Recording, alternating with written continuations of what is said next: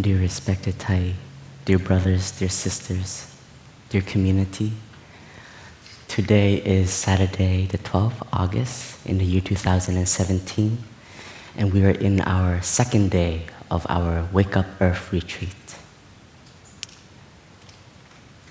Inside of us, there are two very strong energies that offers a lot of life to us.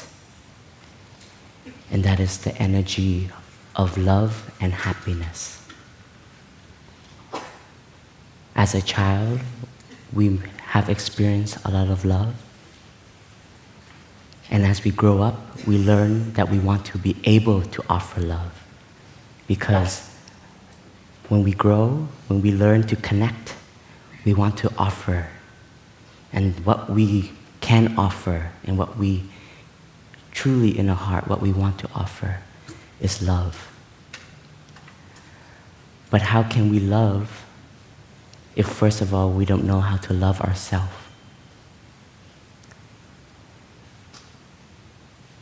In our teachings to love, first of all, we have to learn to be there.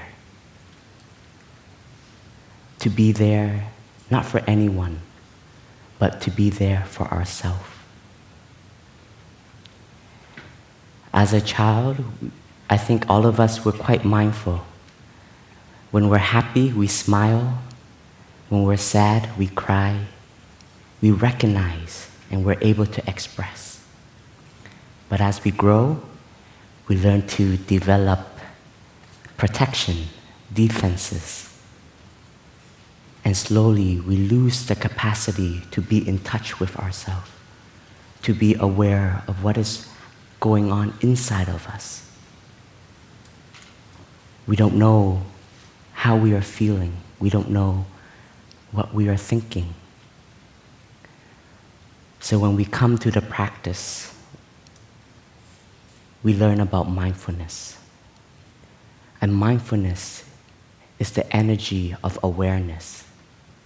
And this seed is inside every one of us. This capacity to be alive, this capacity to be aware. But we just need the right conditions. We need the right environment in order for this seed to be watered, so that this seed can manifest and it can be a part of our life. Here we talk about the practice not as a tool, but it's a way of life. Mindfulness is a way of life. When we learn about mindfulness, we will learn how to walk in mindfulness, how to sit, how to speak, how to be there. But first, we need to learn to come back to ourselves. In spirituality, when coming to this retreat, at every moment, we're going to ask you to come back. Always to come back, come back, come back. Because our habit is to go out, go out, go out. And we have built some habits via our mobile devices or our conversations, because sometimes it's scary to come back to ourselves. Maybe there is a seed of loneliness, or there is something we want to avoid. So then we're always looking for something. And the more we look, the more we come further away from who we are or what is going on inside of us. So coming to the practice, coming to Plum Village, we're going to always ask you to come back home. And first of all, is to come back to yourself. When you come back to yourself, you get in touch with not just yourself, but your father, your mother that is inside of you, and the earth that is inside of you. We think the earth is outside of us, and we worry, we try to do things in order to protect the earth, but actually, Mother Earth is taking care of herself. And she's doing it really well. But she needs all of us to take care of ourselves first. Because when we learn to take care of ourselves, then we will take care of the earth. There is a deep link between us and the earth.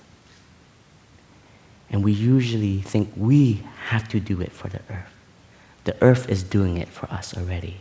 You know that she is breathing every day in order for us to breathe. So we have to learn to also breathe mindfully to give back to Mother Earth. And when we are in touch with this, then our connection with the earth is one, and we will see every action that we make is also the action of Mother Earth, because us and earth is very linked. Because we think that it is separate, therefore we're unskillful, we're unmindful, we're selfish. And we do a lot of things for our own pleasure, for our own sake. And therefore the outcome is we are harming the earth. But when we see the connection, then we have a light. And then we have a direction. We start to do things more differently. And that's when mindfulness comes in. Yesterday, our brother shared about stopping and looking deeply.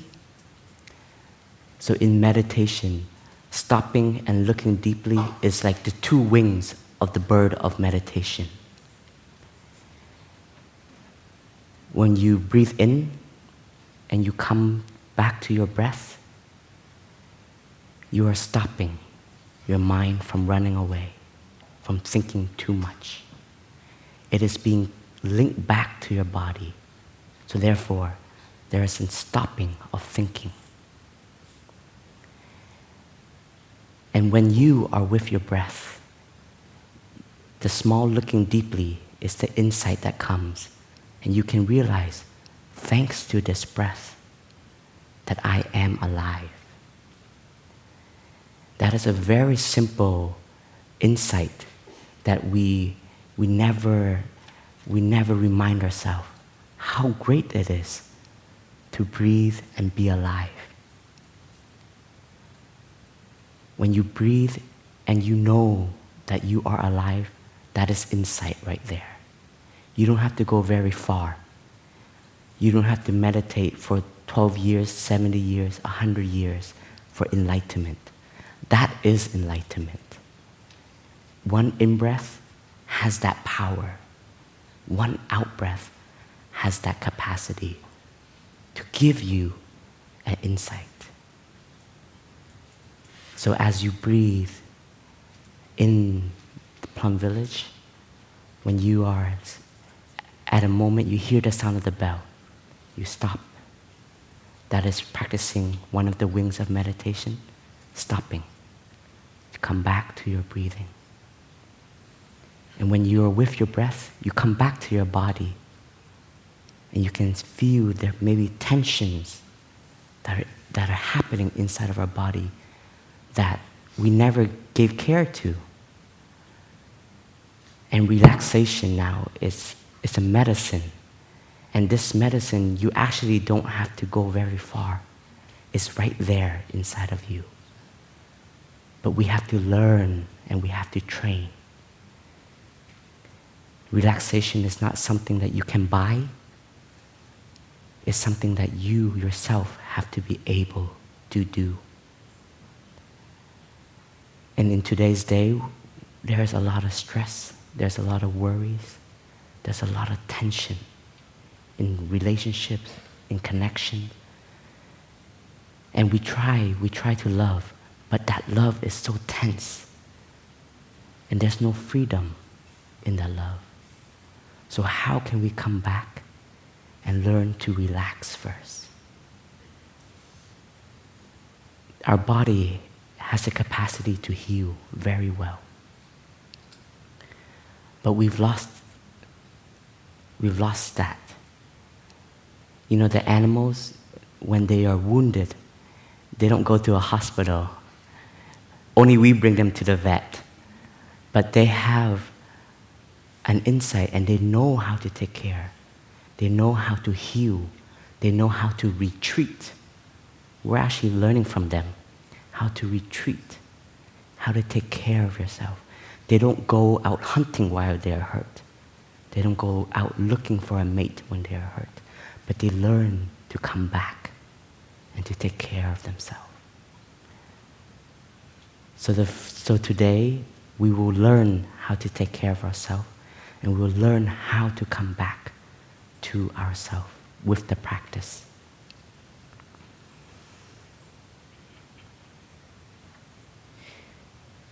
Whenever you are here and you have a moment and you are in the present, you come back to your in-breath and your out-breath. First is just to be aware. This is in-breath. This is out-breath. We have to learn to identify in-breath, out-breath. And another exercise we can offer ourselves is to just be with the in-breath and the out-breath. When you breathe in a long breath, you follow your in-breath all the way through. And as you breathe out, you follow the out-breath all the way through. And you just stick with the in-breath and the out-breath. Your mind may be, what's the next activity? I need to be in line first for food. No, just come back to the breath. Do not worry, right? That's why we're at this retreat. So just be with in-breath from the beginning to the end, and out-breath. And we practice that, we build a concentration. Maybe it's the first time our mind is able to be cut off from many directions and just being linked back to the body. And our mind really needs this care. It needs this love in order to just be with you. The breath is always there, but it's either are you there with it. And as a practitioner, I have seen that the breath is your best friend, is your companion on this spiritual path. Wherever you are, you have a way to practice because you are still breathing. You don't have to be in Plum Village. You don't have to be in a meditation hall in order to meditate. The breath, when you are with the breath, that is meditation. That is coming home. Coming home here is not a physical house, but it's the home that is inside your heart. And when you are home in the body, then you are established in the present moment. A wise man once said that, do not worry about the past, do not fear about the future, because there is only one moment in life, and that is the present moment. And that wise man is our teacher, the Buddha. And when you look deeply, you see in the present moment contains the past, and at the same time is building the future. So when we learn to come home to the present moment, that is us taking care of the past, at the same time taking care of the future. Because this present moment, a minute later, becomes the past. And this present moment, a minute later, becomes the future. And you are an artist. You are painting every moment of your life. If there is a past that needs healing, that needs to be transformed, we have to do it right now, right here. And as an artist, you have the paintbrush, you have the paints, and you start to paint. And when we have that awareness, we have that insight, we start to not have to look for other elements in order to bring happiness to ourselves. Because we have the capacity to develop happiness. We have the capacity to be aware of happiness. And as you paint your present moment, if you've had a past that is not so beautiful, this is your chance to paint a more beautiful past in this very moment. And when you are taking care of this present moment, you are ensuring a beautiful future. The future is not in our thinking, but it's in this moment here. So when we come home to the present moment, we know that it is a gift, because in that word it says present. It's a present. Every moment is a present. But we forget. Even the monks and nuns, we forget. That's why we need bells. We need bells of mindfulness, or we need practitioners, friends to remind us. And that is the gift of this retreat, because you are not practicing alone. You have friends, you have brothers and sisters, and you need to learn to make use of this collective energy. Our habits may be much stronger than our aspiration. We may want to be mindful, but our habit can be much stronger. We may want to make a mindful step, but we forget, because we are so used to rushing. But here, when we see another member walking slowly, that's a teacher for us. That's a reminder for us to slow down. Mindfulness is not slow. We may have this perception to be mindful, you have to be very slow. Gotta be super slow. I don't know where this idea came from, but the insight is, when you are slower, it's easier. Because being fast, there's an energy that pulls you away. But when there is a stillness, in the slowness, there is a stillness. I was reading Old Path, White Cloud again. It's a book that Thai wrote about the life of the Buddha. And during that time, there was no cars, there was no vehicles. Everywhere was just walking. And it was described that wherever the Buddha and his community walk, they walk with ease and with stillness and with calm. And even with that pace, they were able to go from kingdom to kingdoms. So it's just an idea of reaching a destination, we have to be fast. Like if you drive in the countryside of France, there's only maybe 2 lanes, 1 lane this way and 1 lane that way. And sometimes we feel like, oh, this car is so slow, I want to pass it. And you pass it, but then you meet another car that is slow. And then you meet another car that is slow. And at one place, there's a stoplight. And when you stop, you see all the other cars are also stopping. So are you really ahead of that person? Or is just an energy that is pulling us away, making us to have this anxious or this feeling, I need to rush. So here, the first few days, we need to start to slow down. So we will ask you to crank everything 10% down, 10% down. Just remember, if I'm walking too fast, just, okay, I need to slow down. Be with the step. When you're eating, the same. Eating very fast, just remember, the monk said, I need to learn to slow down.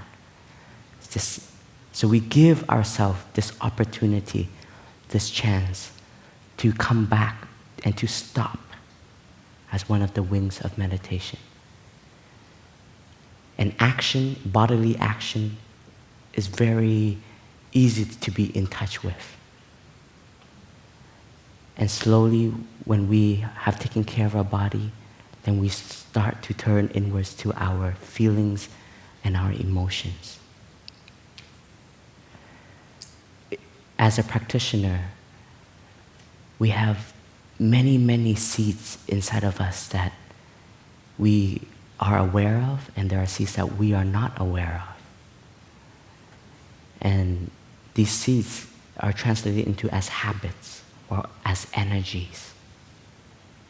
We have the energy of anger, the energy of fear, the energy of loneliness, that sometimes is very subtle, but is there.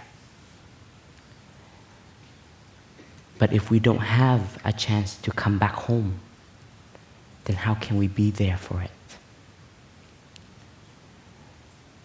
So when you come back to your breathing and you are in touch with yourself, you recognize, how am I feeling? What is this feeling? And you have to identify it. And when you learn to identify it, you are learning to be mindful of it. Mindfulness is an energy that has to have an object. So we have to be mindful of our breath, mindful of our step, mindful of anger, mindful of happiness. As a practitioner, we are the gardener. The seeds that come up, we have to learn to recognize what seeds that we have been watering, that has been cultivated for the years in, year out. We recognize it, and when we see the seed, for example, there's anger that comes up. As a gardener, we learn, now I have to invite the seed of mindfulness up. And just by mindfully breathing, you bring awareness. And with the energy of mindfulness, you can embrace anger or fear or loneliness. And our feelings is like a baby. If it's being taken care of, it learns to calm down. But we have to be aware of it. Like when a mother sees a baby crying, the first thing she does is she embraces the baby in her tender arms to care for it. And when she has given it care and given it love, then she tries to identify, what is the reason my baby is crying? And when she knows what it is, then she knows how to take care of it. Maybe the diaper is too tight, loosen it up. Maybe the baby is hungry. Or maybe the baby has a flu, has a fever, and we learn to take care. Just like that, our emotions is the same. If we don't take care, then it takes over us. But when we learn to be aware of it, we are with the anger, with the fear, with the anxiety. And with that capacity, the anger, the fear, is being guided by our love and our care. And just by breathing mindfully with it, you will see it will start to calm down. And it returns back to its stored consciousness or to its basement. And we have the capacity to do that. But first we have to train.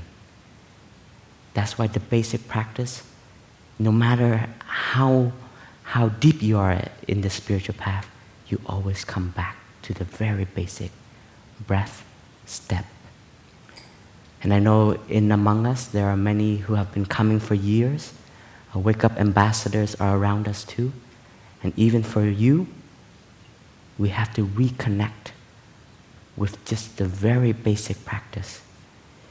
Because with that connection, we don't lose ourselves in our ambition, in our projects. Even though that project may be a mindfulness project, we can also be lost in that. So we have to learn to come back to the basic in order to not lose ourselves.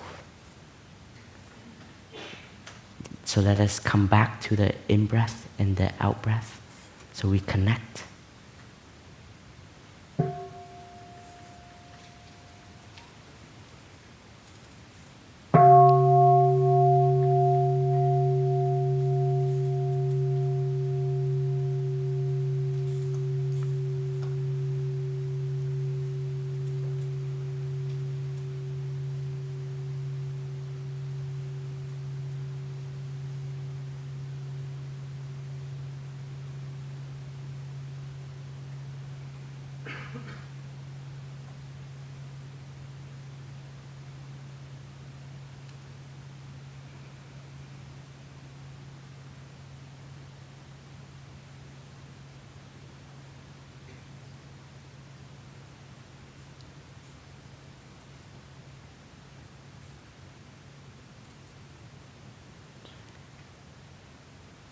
When we breathe in and out like this, we are loving ourselves.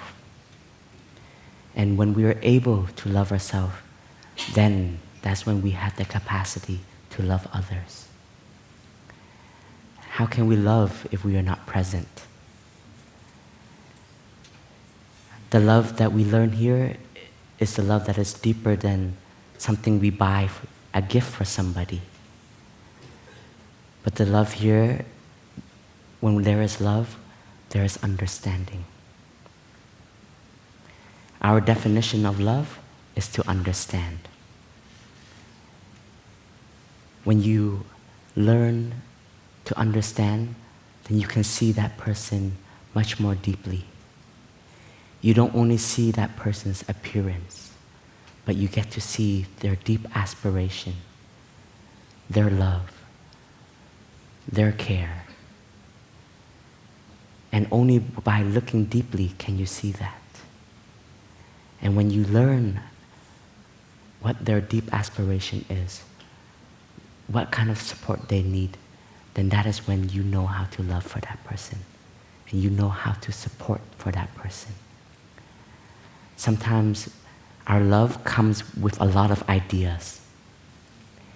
We think that person should be like this, should be like that. Or we do it to ourselves. We should be like this, we should be like that. And we box ourselves or we box that person. So then the love becomes very restrained. There's no openness. And we have a perception. That person is like that. This flower is like this. But when we give it space and we learn to look deeply, we see that this flower is much more than just this. There's elements of the whole cosmos in this. There is the earth, there is the sun, there is the sky, there is the rain, there is the gardener. So with the eye of meditation, you see something much more deeply. You become a poet. You see things much more beautiful. So when you come back to yourself, you see yourself much more than just this. You are a continuation of your ancestors, and closest, you are a continuation of your parents. Inside of you, there is your father and your mother that is there. And they have passed on to us all of the wonderful seeds, all the wonderful talents that are there inside of us.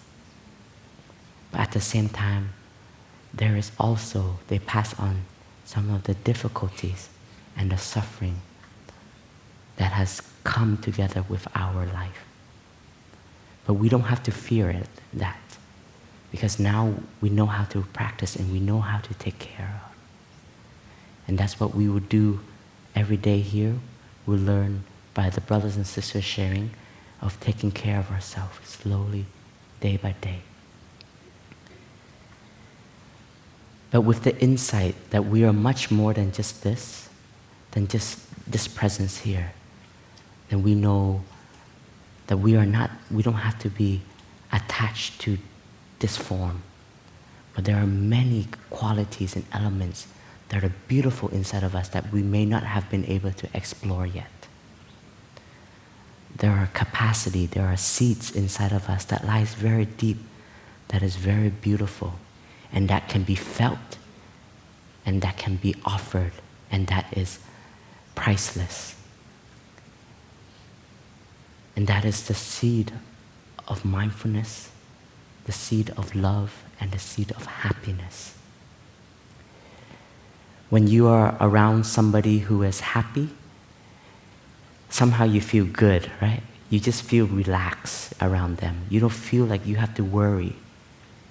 It's because that person, they have true happiness inside, and it penetrates other people.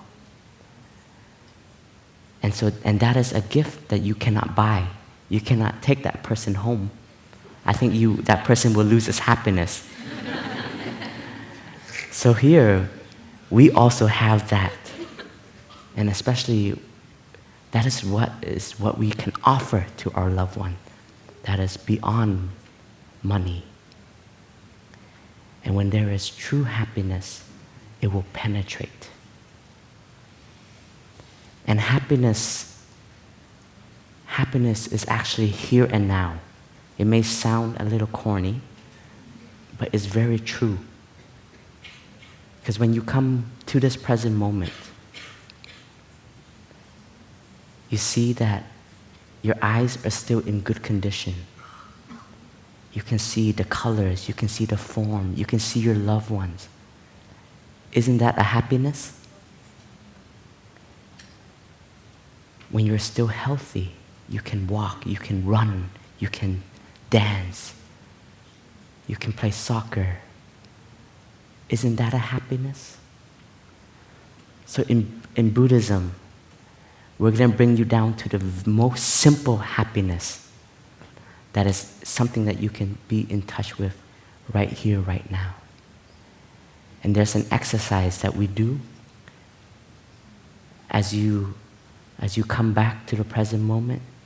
Just do a checklist with your body first. Eyes, check, good condition. Nose, no allergy, no stuffiness, good condition, happiness. Teeth, I can still eat good food, happiness. Ears, I can still hear, happiness. Arms, I can still hug somebody that I love, happiness. Lungs, I can still breathe in and out deeply, happiness. Digestive system, still working well, still going to the toilet, happiness. Legs, I can sit. There's no pain, happiness. So these are the simple happiness that are right here, right now for us. But sometimes we have to suffer a little bit to know what happiness is. Sometimes we have to wait until we have a cavity and there is intensive pain in our mouth.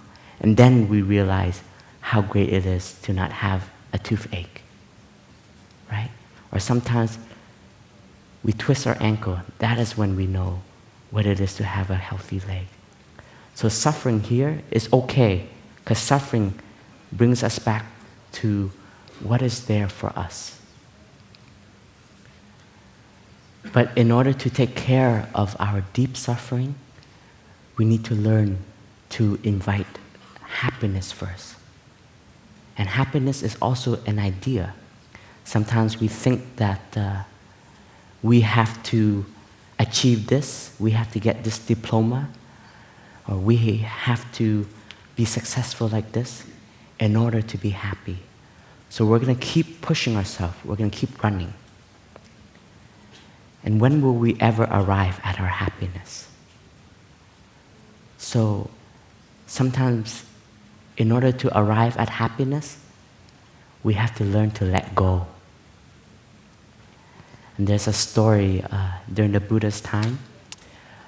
There was a farmer who one day was tending his fields, and all of his cows and cows ran away, disappeared. So he was in a lot of fear. And he went looking, and when he crossed the Buddha and the Buddha's disciple, he said, "Oh, dear venerable monks, have you seen a number of cows pass by here?" And the Buddha said, "Why are you looking for your cows?" And he said, "Oh, this year, due to the weather, my plot of land hasn't been doing so well, and now my cows are disappearing. I don't know how I will survive, how I will feed my family." And out of compassion, the Buddha said, "We did not see the cows running this direction. Maybe it ran that direction. Please go that way." And after the farmer left, he turned to the groups of monks and he said, "Isn't it wonderful we don't have cows to lose?" So this teaching is, how many cows are we holding on to? An idea can be a cow that we're running after. A project can be a cow that we're running after. A thought is a cow that we are running after. What cows can we release? Sometimes we need to write down, these are my cows. If I don't think like this, it's true, I'm still happy, right? So there's an exercise. We have to look deeply. That's where the other wing of meditation comes in. When we have stopped to see clearly, and we invite our capacity to look deeply, and then we invite the second wing of meditation. And once we see something clearly, then that is insight. Insight is here and now. It is very simple. You don't have to think that enlightenment is full liberation. We're all going in that direction, but we have to make tiny steps first. Very basic steps. So the cows, try to identify them. What are the cows that I am holding on to? What are the ideas that I am holding on to? Is that actually what is making me not being able to be happy? And a lot of the time, that is the truth. Because we are so attached to an idea, and we push ourselves, we run after, and we lose the connection to come back to the present moment, to be really in touch with what is actually now, what we need. And as a human being, we are always evolving, we are always changing, and that is the beauty of it. We're always growing, we are always learning, and we're always becoming a more beautiful person.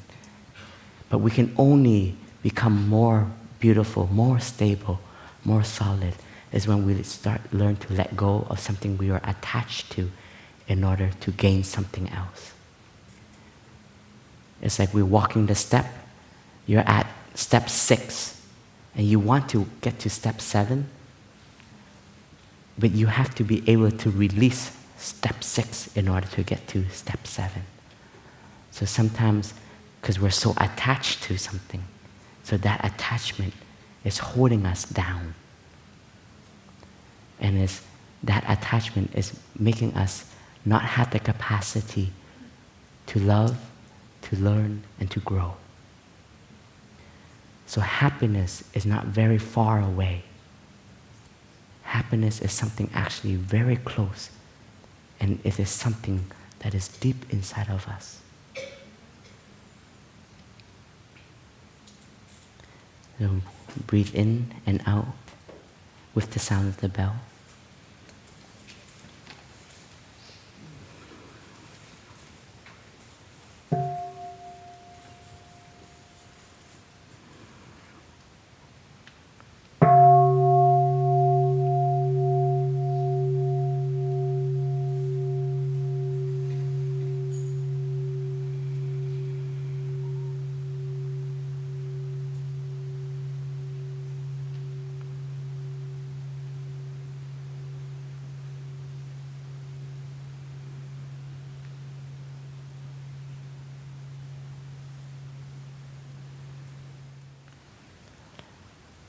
Another core practice that we would like to invite all of you during your time in Plum Village to have an opportunity to practice, it is slow walking meditation.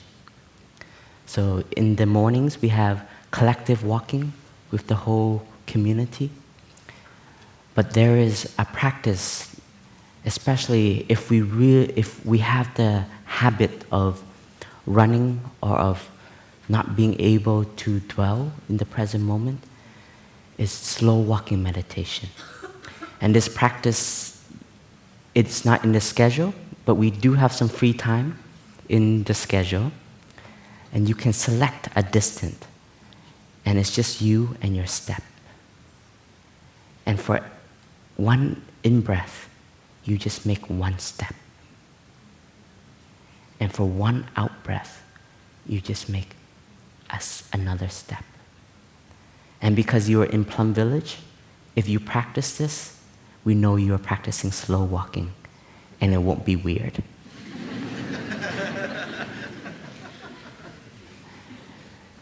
And with this practice, you really arrive, and you arrive in this step. In this step, you're in the present moment. There's a kingdom, and it's the kingdom of the present moment. A lot of time we're not there, but now we would like to invite ourselves to arrive in that moment. So when we practice slow walking, you really learn to concentrate your mind and your whole body with just the earth, with your step.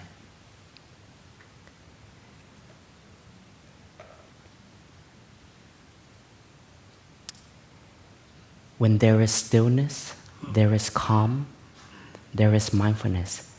This step actually becomes very healing for the earth.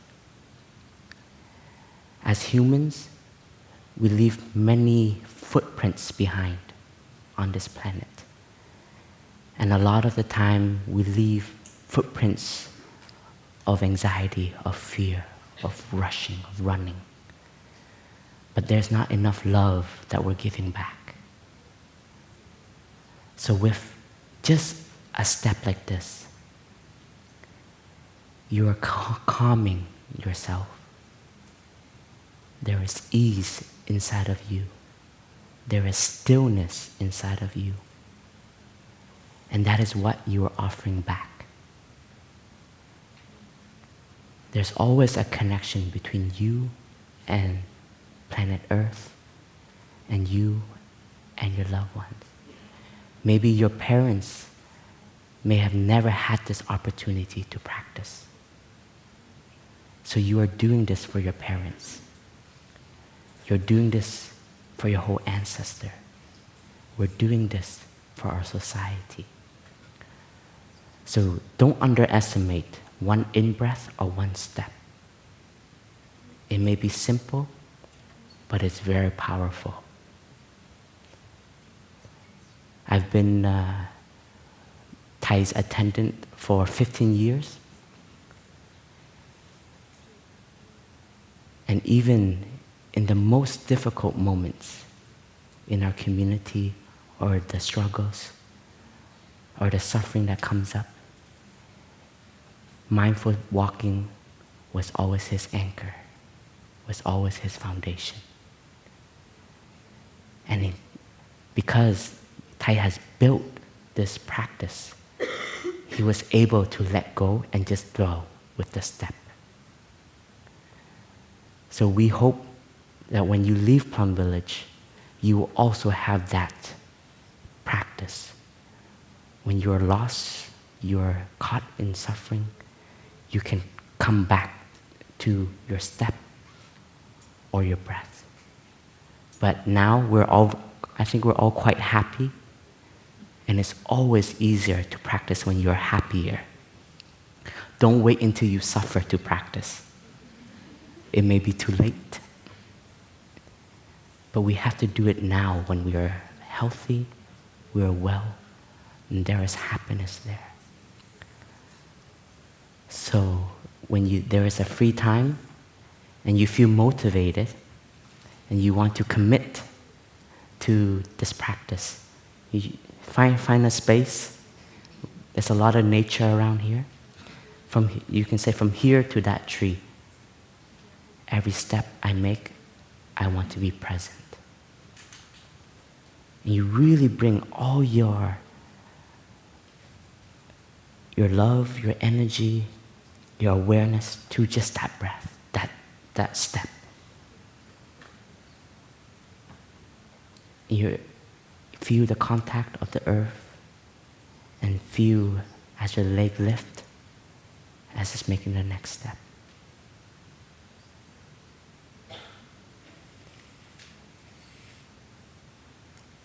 And there is relaxation, there is calm, and that is also healing. Healing is every breath, healing is every step.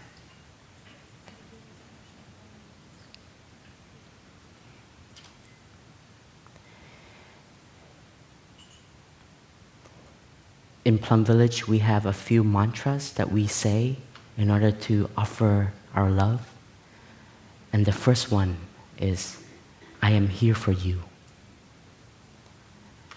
I am here for you is a gift that we offer to somebody when somebody is in need. Right? When there's a friend who is suffering, what they need the most is your presence. Nothing more. Your presence to be there, to support, to listen. And I am here for you can also be directed to yourself. I am here for you with my step. I am here for you with my breath. And when you can feel that true presence for yourself, that is when you know you're equipped to offer love to somebody else and to offer support for somebody else. But here we have to take care of ourselves first. The world needs peace, the world needs happiness, but that cannot be just, peace and happiness cannot just come. It doesn't drop from the sky. But it comes from every individual's aspiration and every individual's practice. So when there is calm inside of you, there is ease inside of you, then there is calm in the world, there is ease in the world. Peace in oneself, peace in the world. Usually we say, we want peace, we just want, but there's no offering of peace. So here, with the steps that we make, with the breath that we take, that is the peace and that is the happiness, the joy that we're offering back to Mother Earth, and we are offering to one another in this retreat. So thank you very much, dear brothers, dear sisters, dear friends. And we would like to end here, and tomorrow our sister will offer another teaching on how to continue to take care of ourselves and take care of our feelings and our emotions.